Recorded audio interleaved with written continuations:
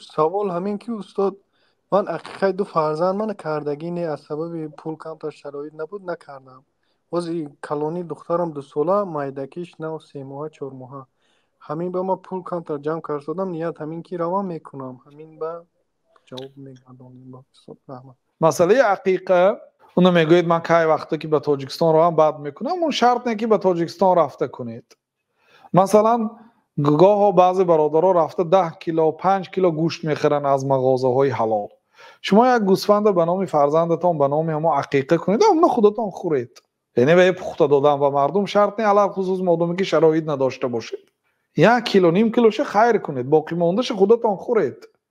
همو عقیقه به جا میبیاد. اگر شرایطی وسیع داشته باشید پول مالی زیاد داشته باشید بله به قدر امکان طعام دادن به مردم پخته دادن به مردم کاری خوب است. لیکن قدرت که ندارید خودتان خورید. یعنی که به همین ذخیره کنید و در خانه خورید هم میشد عقیقه به جا میبیاد برادر عزیز. الله تعالی اعلم.